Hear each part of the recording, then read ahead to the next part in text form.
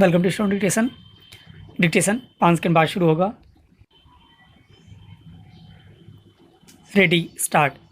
Supreme court का यह कहना बिल्कुल जायज़ है कि दिल्ली एनसीआर में अत्यधिक वायु प्रदूषण के लिए पंजाब हरियाणा के किसानों द्वारा पराली जलाना एकमात्र कारण नहीं माना जा सकता। विराम। इसके लिए कार व अन्य वाहन भी उतना ही बड़ा कारण हैं। विराम। सुप्रीम कोर्ट ने यह बात पराली की समस्या पर सुनवाई के दौरान कही और आम लोगों को सुझाव भी दिया कि कार छोड़कर साइकिल की सवारी करना शुरू करें। विराम। अदालत की इस टिप्पणी में यह बात निहित है कि शहरी जीवन शैली के कारण हर तरह का प्रदूषण लगातार बढ़ रहा है। विराम।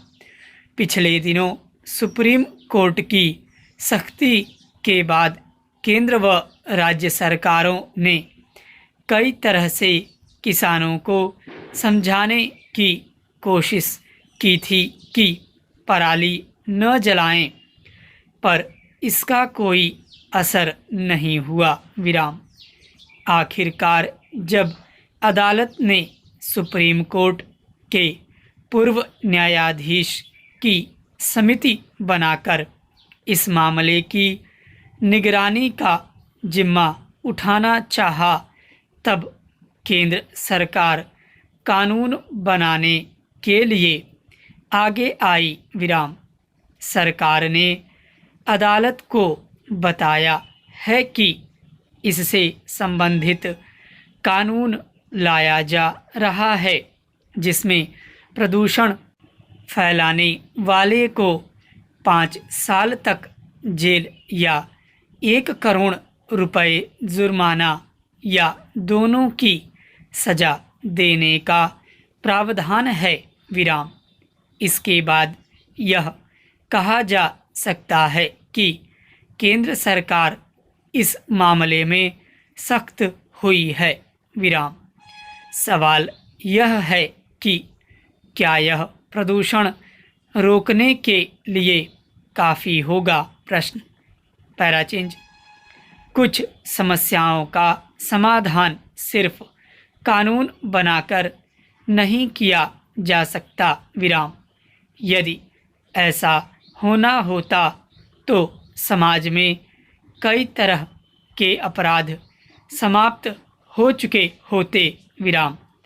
ऐसा नहीं हो सका है तो इसकी वजह भी साफ है कि समस्या कहीं और है और हम समाधान कहीं और खोज रहे हैं। विराम। यह सामाजिक चेतना का प्रश्न है, समाधान भी वही होगा। विराम। सरकार से ज़्यादा राजनीतिक दलों को इसमें भूमिका निभानी होगी। विराम।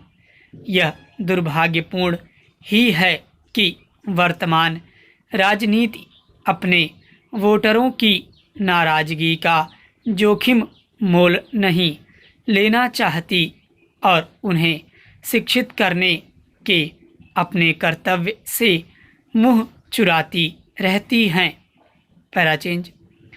इन दिनों जन भावनाओं के खिलाफ जाने वाले सभी मामले अदालतों की चौखट से टकरा रहे हैं। विराम। दुर्भाग्य से प्रदूषण की समस्या भी ऐसा ही है।